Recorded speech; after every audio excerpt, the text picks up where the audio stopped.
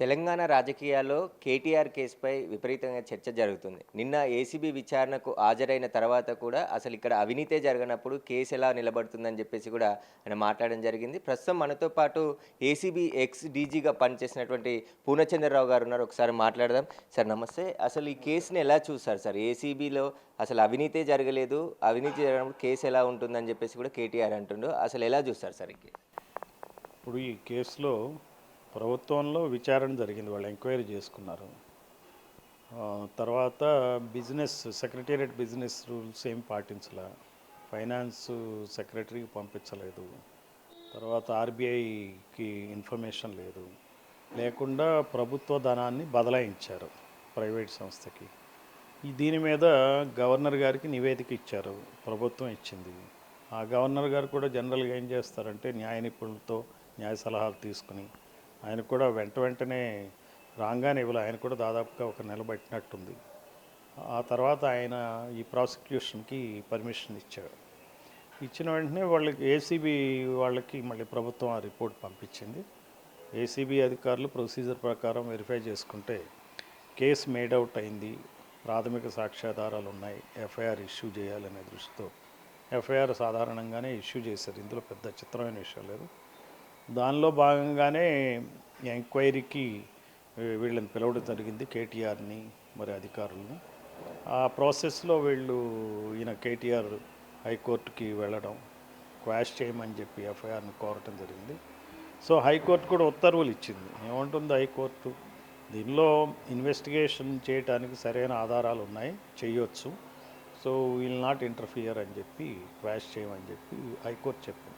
దాంతోనే మెటీరియల్ ఉందని చెప్పడానికి ఇంతకన్నా ఎక్కువ ఆధారాలు ఏమీ అక్కర్లేదు. ఒక పక్కన గవర్నర్ గారి పర్మిషన్, ఇంకో పక్కన హైకోర్టు ఉత్తర్వు.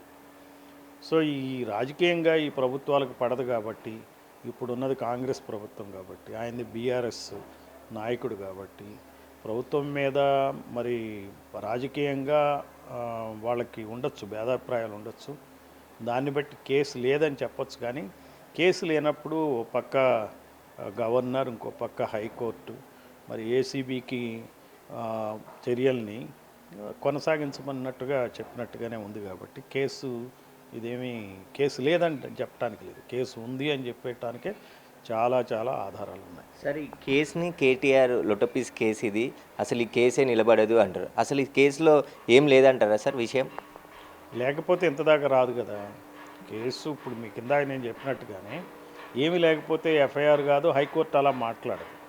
సో ఇదేం కేసు లేని కేసేం కాదు, ఉన్న కేసే. ఈ రోజున రాజకీయ నాయకులు చేయని అక్రమాలంటూ లేవు. ఇది ఏంటంటే ఈ కేసు ఒక చిన్నది, టిప్ ఆఫ్ ది ఐస్బర్గ్ అనమాట. చాలా చిన్న విషయం. వీళ్ళు చేసే అవినీతిలో వేల కోట్ల రూపాయల అవినీతికి పాల్పడుతున్నారు. ఈ రాజకీయ నాయకులకు ఎలా అలవాటు అయిపోయారంటే ఈ కేసులో మామూలుగానే హాజరవ్వచ్చు. అరవింద్ కుమార్ హాజరైనట్టే కేటీఆర్ కూడా హాజరవ్వచ్చు. ఏమవుతుంది? Is also a citizen. ఒక వ్యక్తే మంత్రిగా అయిపోయింది. మంత్రి అయిపోయినాక నువ్వు మామూలు వ్యక్తివే కదా. ఎవరైనా మామూలు వ్యక్తులే. అధికారులు కూడా రిటైర్ అయినాక మేము మామూలు వ్యక్తులు, సిటిజన్స్మే, అందరితో సమానమే.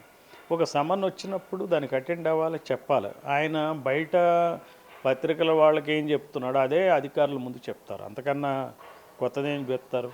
ఆయన చెప్పాలనుకునేదే చెప్పకూడదు, అలాగే చెప్పరు. సో దాన్ని ఎలా బయటికి తీయాలో అక్కడ ఏసీబీ అధికారులు వాళ్ళ పని వాళ్ళు చేస్తారు. మిగిలిన వాళ్ళతో మాట్లాడతారు, సమాచారాన్ని సేకరిస్తారు. రకరకాల పద్ధతుల్లో జరిగిన అక్రమాన్ని తెలుసుకోవటానికి మరి ఇన్వెస్టిగేషన్ సాగుతుంది. అయితే ఈ రాజకీయ నాయకుల పరిస్థితి ఏంటంటే ఇవన్నీ కూడా వాళ్ళకి తెలుసు. నేను చెప్పింది వాళ్ళకి తెలియదేం కాదు. గవర్నర్ పర్మిషన్ తెలుసు, జరిగిందని తెలుసు.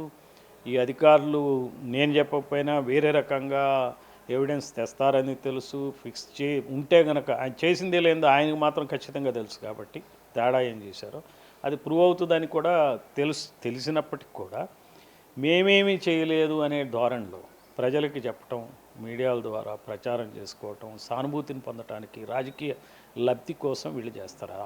అది పర్పస్ అది. అయితే ఏంటంటే వీళ్ళకి కేసులు అంటే కూడా భయం లేకుండా పోయింది రాజకీయ నాయకులకి. ఈ రోజున రాజకీయ నాయకులు చేసే అవినీతి అంతా ఇంత కాదు. ఈ అధికారులు ఏమైపోయారంటే చివరికి వాళ్ళకి లొంగిపోయి పనిచేయడం ద్వారా ఇలాంటి అక్రమాలు ఏదో 1-2 ద్వారా బయటకు వస్తున్నాయి. సో ఈ రాజకీయ నాయకులు చేసినటువంటి వేల కోట్ల అవినీతిలో వాళ్ళు ఎలా తయారంటే, ఒక 1000 కోట్లు అవినీతితో సంపాదిస్తే ఒక 100 కోట్లు ఈ ఖర్చు పెట్టుకుంటే కోర్టులకు కానీ, అడ్వకేట్లకు కానీ, ప్రచార సాధనాల్లో ప్రచారం రావడానికి వీలుగా చేయటం కానీ, జనాల్ని సమీకరించి పెద్ద పెద్ద మీటింగులు పెట్టి మేమే అన్యాయం చేయలేదని చెప్పటం కానీ, రకరకాల వర్గాలని ఇన్ఫ్లుయెన్సర్స్ని మొబిలైజ్ చేసి సోషల్ మీడియాలో ఏం జరగలేదని చెప్పడం కోసం ఒక 100 కోట్లు ఖర్చు పెట్టి కేసుల్లోంచి బయటపడటం. ఇంకోటి ఏంటంటే, మన కోర్టుల్లో జరుగుతున్న విషయం ఏంటంటే, కేసులు తేల్చరు. విచారణకున్న కేసులు పోలీసులు పట్టుకోకపోతే వెంటనే పోలీసుల మీద పడతారు. 24 గంటలు అరెస్ట్ చేయాలంటారు. ఇంతవరకు ఎందుకు అరెస్ట్ చేయలేదంటారు. మరి ఛార్జ్ షీట్లు వేయడంలో లేట్ అయిందంటారు. పోలీసులు తప్పుపడతా ఉంటారు. సరే, ఛార్జ్ షీట్ వేసినాక కోర్టుల్లో కేసులు త్వరితగతిన మరి ట్రయల్ కావు. ఇప్పుడు ఒక సుప్రీంకోర్టు సీజేఏ 4-5 సంవత్సరాల క్రితం ఆయన ఏమన్నారు, సంవత్సరం లోపలనే ప్రజాప్రతినిధుల మీద ఉన్న కేసులన్నీ అయిపోవాలని చెప్పారు. అది 4-5 సంవత్సరాలు ఇంతవరకు అతిగతి లేదు. మన జగన్ కేసే ఉదాహరణ తీసుకున్నాం. 16 నెలలు జైల్లో ఉన్నాడు ఆయన. దాదాపుగా 15 సంవత్సరాలు అవుతుంది ఆ కేసు పెట్టి. తర్వాత ఆయన పాదయాత్ర చేశాడు, 5 సంవత్సరాలు సీఎంగా చేశాడు, ఆయన కంటిన్యూ అవుతున్నాడు. మరి ఏమైందంటే ఆ కేసు ఎందుకు మీరు చేయలేకపోయారు? దోషం నిర్దోషం తేల్చి చెప్పాలి కదా. మరి ఇది ప్రజలకు చెప్పాల్సిన బాధ్యత కోర్టులకు కూడా ఉంది కదా.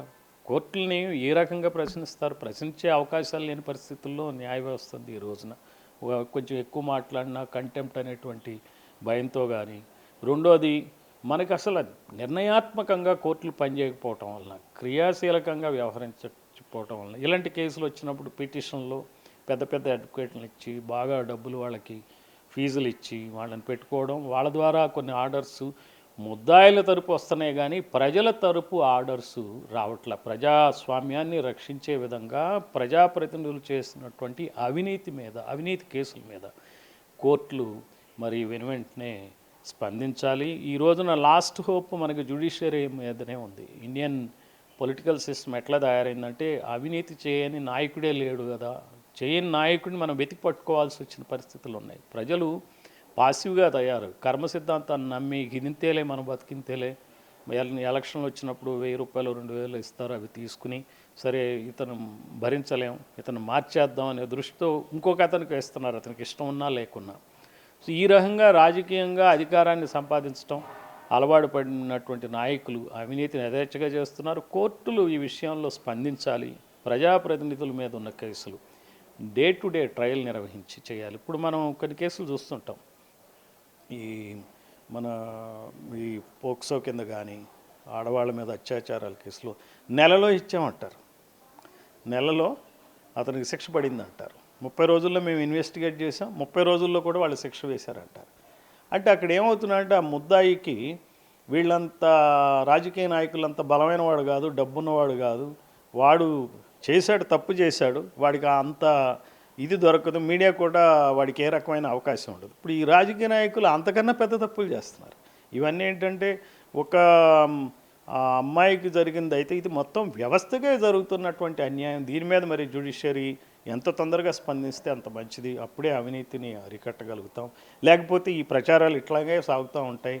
మరి గవర్నమెంట్ ఇక్కడ ఏసీబీ మీరు డీజీగా పనిచేశారు. ఇప్పుడు కేటీఆర్కి సంబంధించిన కేసు ఒకవేళ ఇన్వెస్టిగేషన్ ఏ విధంగా జరుగుతుంది, ఏసీబీ ఎలాంటి ఆధారాలు సేకరిస్తుంది, ఫైనల్గా ఇప్పుడు ఒకసారి విచారణకు హాజరయ్యారు, విచారణకు హాజరయ్యేందుకు కూడా కేటీఆర్ భయపడే అడ్వకేట్ కావాలి అని చెప్పి కోర్టు నుండి తీసుకొని రావడం జరిగింది. దీన్ని ఎలా చూస్తారు సార్? అసలు ఇవన్నీ డిలే టాక్టిక్స్ అండి. ఇప్పుడు లాయర్ అవసరం ఉంటుంది. ఒక ఉన్నత పదవిలో పనిచేసిన ఆయన, అందరికీ తెలిసిన వ్యక్తి, మరి మీడియా సాక్షిగానే వాళ్ళు అటెండ్ అవుతారు, మీడియా సాక్షిగానే బయటకు వస్తారు. ఏం జరుగుతుంది? ఏసీబీ అధికారులు ఏం చేస్తారు? ఇప్పుడు అరవింద్ కుమార్ ఆయన ఆఫీసర్ అటెండ్ అయ్యాడు, వెళ్ళిపోయాడు. ఈరోజు BLN Reddy ex chief engineer attend అవుతాడు, బయటకు వస్తాడు. నిన్న ఆయన అటెండ్ అయ్యి వచ్చేసాడు కదా. ఏం కాదు. ఇదేంటంటే డిలేట్. కేటీఆర్ నన్ను అరెస్ట్ చేసే అవకాశం ఉంది, ఇంట్లో సోదాలు చేస్తారు అని చెప్పేసి కూడా అభిప్రాయం వ్యక్తం చేస్తున్నారు. అసలు ఏసీబీ ఇన్వెస్టిగేషన్ ప్రాసెస్ ఎలా ఉంటుంది సార్?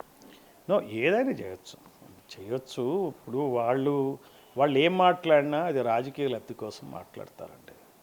అంత తప్పితే ఏం లేదు. మేమేం చేయలేదు. మేము అసలు ఈ రాజకీయ నాయకులు ఎలా మాట్లాడతారంటే, వాళ్ళు శుద్ధపోసలు అన్నట్టుగా మాట్లాడతారు. చేసేదంతా చేస్తారు. అంటే ఇది అలవాటు అయిపోయింది. మనం కూడా యాక్సెప్ట్ చేస్తున్నాం పౌరులుగా. వాళ్ళు అంతేలే అనే దానికి వచ్చేసాం.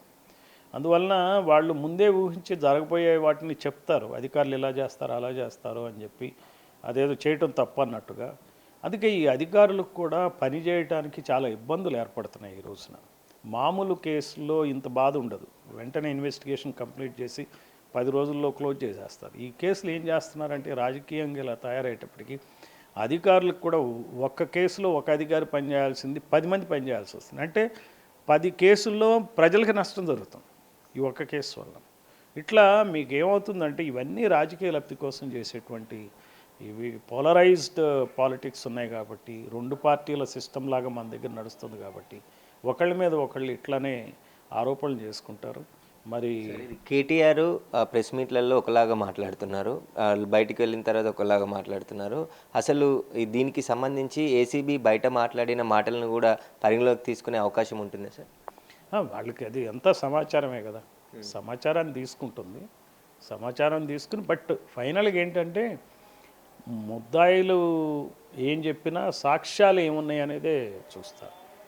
సాక్ష్యం వాళ్ళు చెప్పిన దాన్ని బట్టి ఏమవుతుందంటే ఒక్కోసారి ముద్దాయిలు అనవసరంగా ఎక్కువగా మాట్లాడటం వలన రాజకీయ లబ్ధి కోసం జరగవచ్చు, కానీ కేసు పరంగా నష్టాలు జరుగుతాయి, వాళ్ళకే నష్టాలు జరుగుతాయి.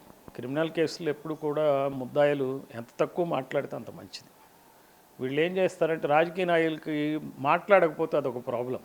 వీళ్ళు ఏదో తప్పు చేశారు అనుకుంటారని చెప్పి ప్రచారం వస్తుందని ఎక్కువ మాట్లాడతారు. మాట్లాడేటప్పుడు ఏమవుతుందంటే చాలా వరకు చట్టం పైన అవగాహన, రూల్స్ పైన అవగాహన ఉండదు కాబట్టి ఒకసారి ఒక మాట ఇంకోసారి ఇంకో మాట మాట్లాడి అనవసరంగా దొరికిపోతూ ఉంటారు.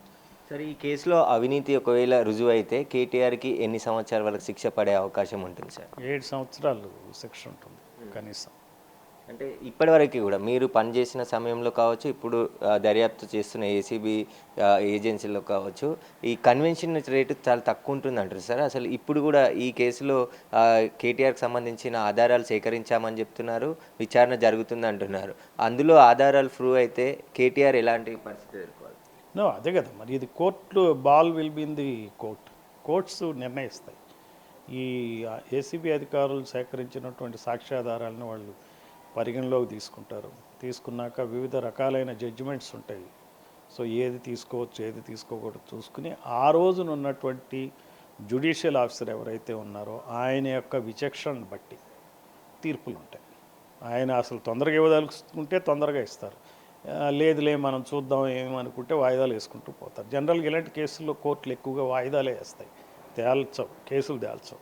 ఎందుకో తెలియదు కానీ మొత్తం మీద కోర్టుల్లో పెద్దవాళ్ళ మీద కేసులు ఎప్పుడు కూడా డిలే అవుతాయి, చిన్నవాళ్ళ మీద కేసులు తొందరగానే వాళ్ళు పరిష్కరిస్తారు. ఈ కేసులు ఎందుకో డిలే అవుతాయి అంటే అది వాళ్ళకే తెలియాలి, మనం ఏం చెప్తాం దాని గురించి. అందువల్ల ఏమైనా జరగవచ్చు, రేపు కోర్టులో ఏమైనా జరగచ్చు. మనం కొంతవరకే పోలీసులు చేయగలిగేది ఏంటంటే ప్రాథమికంగా ఎఫ్ఐఆర్ ఇష్యూ చేయటం, సాక్ష్యాధారాలు సేకరించడం, అరెస్ట్ చేయటం, రిమాండ్కి కోర్టు ముందు ప్రొడ్యూస్ చేయటం, ఛార్జ్షీట్ వేయటం, ఇంతవరకే పోలీసులు చేయగలరు. ఈ సాక్షులు ఏదైతే పోలీసుల ముందు చెప్తారో, దర్యాప్తు అధికారుల ముందు చెప్తారో అది వాళ్ళు మళ్ళీ అక్కడ చెప్పాలి, కోర్టుల ముందు చెప్పాలి. సో అది ఎన్నాళ్ళు పడుతుందో తెలియదు. వాళ్ళకి సాక్షులు కొంతమందికి విషయాలు గుర్తుండవు. కొంతమంది అధికారులు ఉంటారు, ఇప్పుడు అధికారంలో ఉన్నప్పుడు వాళ్ళు ఒక స్టేట్మెంట్ ఇస్తారు, రేపు రిటైర్ అయిపోయినాక వాళ్ళకి బాధ్యత అంతగా ఉండదు. ఆ రోజున మరి ఎలాంటి స్టేట్మెంట్ ఇస్తారో మనం చెప్పడానికి లేదు. అందువల్ల కోర్టులు ఏం చేస్తాయంటే డిలే చేస్తాయి. ఈ డిలే చేయటమే ముద్దాయిలకు వరంగా మారిపోయి వాళ్ళు కేసుల నుంచి తప్పించుకునేటువంటి ప్రయత్నాలు జరుగుతూ ఉంటాయి. అయితే ఏదైతే ఏసీబీ దర్యాప్తులో అన్ని ఆధారాలు ఉంటేనే ఖచ్చితంగా కేసు నమోదు చేస్తారు. ఇటు కోర్టు క్వాష్ పిటిషన్ కొట్టేసింది, గవర్నర్ అనుమతించింది కాబట్టి అన్ని లీగల్ ఒపీనియన్ తీసుకున్న తర్వాతే ఏసీబీ అధికారులు కేసు నమోదు చేసి దర్యాప్తు చేస్తారు. అందులో రాజకీయ నాయకుల కేసులు వచ్చేసరికి ఖచ్చితంగా కోర్టులు కూడా త్వరగా నిర్ణయం తీసుకొని శిక్షలు ఖరారు చేస్తే, ఒకవేళ వాళ్ళు నిజాయితీగా బయటపడితే నిజాయితీగా, లేదంటే తప్పు చేస్తే వారికి శిక్ష పడే విధంగా తీర్పులు వస్తే ఇలాంటి నేరాలు కూడా జరగవు అని చెప్పేసి కూడా పూర్ణచంద్రరావు గారు చెప్తున్నారు. Cameraman Srikanth, Suresh, Big TV, Hyderabad. For more videos like this, subscribe Big TV channel.